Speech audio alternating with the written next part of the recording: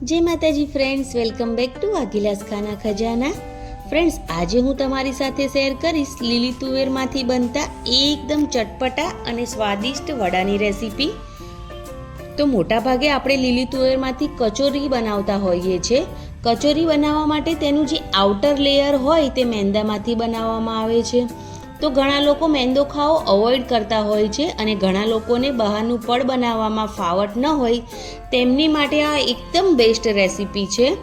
તો રેસીપીનો કોઈ સ્ટેપ છૂટી ના જાય તેના માટે વિડીયોને સ્કીપ કર્યા વગર પૂરેપૂરો જોજો। રેસીપી ગમે તો એક લાઈક આપી ફ્રેન્ડ્સ અને ફેમિલી મેમ્બરમાં શેર જરૂરથી કરજો અને મારી ચેનલને સબસ્ક્રાઈબ કરવાનું બિલકુલ ના ભૂલતા અને બેલ આઇકન ઘંટી જરૂરથી ક્લિક કરી લેજો।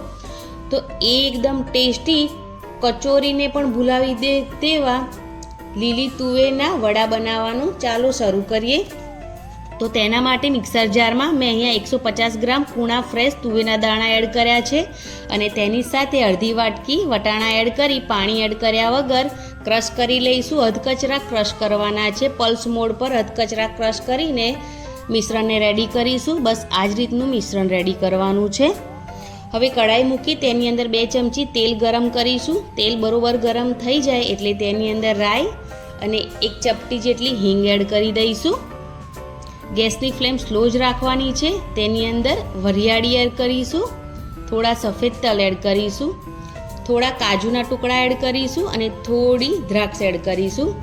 કાજુ અને દ્રાક્ષ તમે સ્કીપ પણ કરી શકો છો, તમારી પાસે હોય તો એડ કરવાના, નહીં તો સ્કીપ કરી દેશો તો પણ ચાલશે। હવે તેલ સાથે એકદમ સારી રીતે બધી જ વસ્તુને કૂક કરી લઈશું અને ત્યાર પછી આદુ લસણ અને લીલા મરચાંની પેસ્ટ એડ કરીશું। લીલા મરચાંનું પ્રમાણ તમે તમારા પ્રમાણે વધારે ઓછું કરી શકો છો।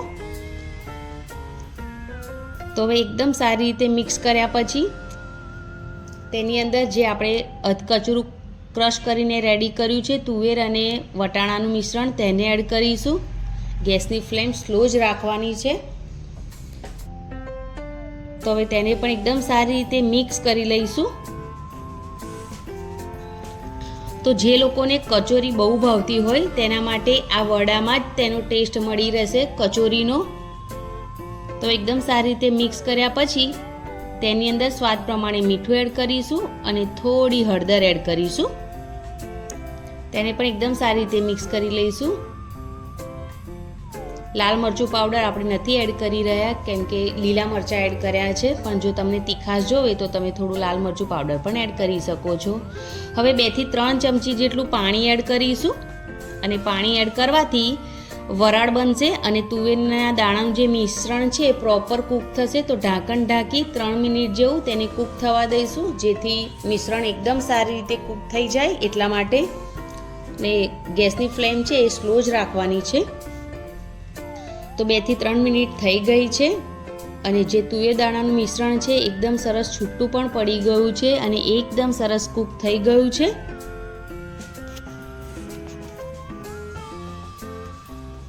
તો હવે બાઇન્ડિંગ માટે તેની અંદર મેં અહીંયા પલાળેલા પૌવા એડ કર્યા છે, તેની સાથે લીંબુનો રસ એડ કર્યો છે, થોડી ખાંડ એડ કરી છે, તમે ખાંડ સ્કીપ પણ કરી શકો છો, અને થોડું કોપરાનું છીણ એડ કર્યું છે। હવે એકદમ સારી રીતે બધી જ વસ્તુને મિક્સ કરી લઈશું મિશ્રણ સાથે। તો પૌવા એડ કરવાથી એકદમ સરસ બાઇન્ડિંગ આવી જાય છે એટલા માટે પૌવા જરૂરથી એડ કરવાના, પણ જો તમારી પાસે પૌવા ના હોય તો તમે બાફેલો બટાકો પણ એડ કરી શકો છો। તો હવે મિશ્રણ એકદમ સરસ મિક્સ થઈ ગયું છે। તો લાસ્ટમાં થોડા ધાણા એડ કરી દઈશું। ધાણા એડ કર્યા પછી પાછું 1 મિનિટ મિશ્રણને મિક્સ કરી લઈશું અને ત્યાર પછી ગેસની ફ્લેમ બંધ કરી દઈશું અને આ મિશ્રણને રૂમ ટેમ્પરેચર પર ઠંડુ થવા દઈશું। તો મિશ્રણ રેડી થઈ ગયું છે। હવે તેને ઠંડુ થવા દઈશું અને બેટર બનાવી લઈશું। તો તેના માટે 1 વાટકી જેટલો મેં ઝીણો બેસન એકદમ સારી રીતે ચાળીને વાસણમાં એડ કર્યો છે। તેની જ અંદર અડધી વાટકી ચોખાનો લોટ એડ કર્યો છે। ચોખાનો લોટ એડ કરવાથી વડા બહારથી એકદમ ક્રિસ્પી બનશે અને તેની સાથે સ્વાદ પ્રમાણે મીઠું એડ કરી દઈશું અને હવે થોડું પાણી એડ કરી બેટર બનાવીને રેડી કરીશું। તો એક સામટું પાણી એડ નથી કરવાનું, થોડું થોડું પાણી એડ કરીને બેટર બનાવીને રેડી કરવાનું છે. તો વડાનું જે પ્રમાણે બેટર બનાવતા હોઈએ છીએ આપણે તે જ રીતનું બેટર બનાવીને રેડી કરવાનું છે. તો એકદમ સરસ બેટર બનીને રેડી થઈ ગયું છે. તો હવે તેને રેસ્ટ કરવા મૂકી દઈશું 10 મિનિટ માટે ઢાંકણ ઢાંકીને. ત્યાં સુધી મિશ્રણ જોઈ લઈએ. તો મિશ્રણ એકદમ સરસ ઠંડુ થઈ ગયું છે. તો તેમાંથી સરખી સાઇઝના બોલ્સ રેડી કરી લઈશું. તમારા મિશ્રણમાં બાઇન્ડિંગ ના હોય અને છૂટું પડી જતું હોય તો તેમાં તમે એક બોઇલ બટાકું એડ કરી દેવાનું, એટલે મિશ્રણ એકદમ સરસ બાઇન્ડિંગ પકડી લેશે એના માટે. અને એકદમ સરખી સાઇઝના બોલ્સ બનાવીને રેડી કરી લેવાના છે. તો અહીંયા મેં બોલ્સ બનાવીને રેડી કરી લીધા છે. તો હવે બેટર જોઈ લઈશું. તો બેટરને રેસ્ટ કરતાં 10 મિનિટ થઈ ગઈ છે. તો હવે ફરી વિસ્કરની મદદથી એકવાર મિક્સ કરી લઈશું. અને તમને આઈડિયા આવે એટલે એક બીજી ટ્રીક હું તમારી સાથે શેર કરીશ. તો તેમાંના માટે એક સ્પૂન લેવાની છે અને સ્પૂનને બેટરમાં ડીપ કરી લેવાની. અને તમે જોઈ શકો છો કે સ્પૂન પર બેટર સરખું કોટ થઈ જાય છે. આ સમયે સ્પૂન પર બેટર કોટ થતું હશે તો જ તમારા વડા પર બેટર એકદમ સરસ કોટ થશે. હવે થોડો ખાવાનો સોડા એડ કરીશું અને તેની સાથે 1 ચમચી જેટલું ગરમ તેલ એડ કરીશું અને તેને પણ એકદમ સારી રીતે મિક્સ કરી લઈશું. તો બેટર એકદમ સરસ રેડી થઈ ગયું છે. હવે તેમાંથી વડા કરી લઈશું. તો વડાને બેટરમાં ડીપ કરવાના અને ફ્રાય કરવા માટે એડ કરી દેવાના. હાઈ ફ્લેમ નથી રાખવાની વડાને તળવા માટે તેલની, કેમ કે જો તમે હાઈ ફ્લેમ પર વડા તળશો તો ઉપરથી લાલ અને અંદરથી કાચા રહેશે. અને જો એકદમ સ્લો ફ્લેમ પર તમે વડા તળશો તો વડા છે એ તેલ પી જશે. એટલે ગેસની ફ્લેમ છે એ મીડિયમ જ રાખવાની છે અને આ વડાને આપણે મીડિયમ ગેસ પર જ ફ્રાય કરવાના છે. તો એ યાદ રાખજો કે હાઈ ફ્લેમ અને સ્લો ફ્લેમ પર આ વડાને બિલકુલ ફ્રાય નથી કરવાના, મીડિયમ ફ્લેમ પર જ આ વડાને ફ્રાય કરવાના છે.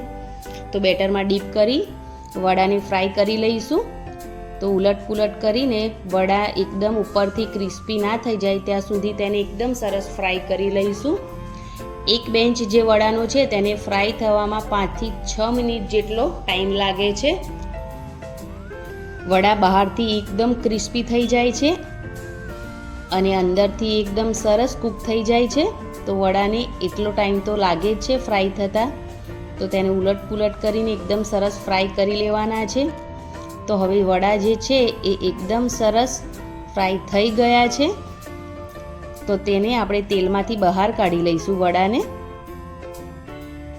તો છે ને એકદમ આસાન રેસીપી છે. તમારા પણ વડા આ જ રીતથી બનીને રેડી થશે. તો તમે આ રેસીપી જરૂરથી ટ્રાય કરજો. અને જો તમને કચોરી વધારે પસંદ હશે ને તો તમને આ વડા ખૂબ જ પસંદ આવશે.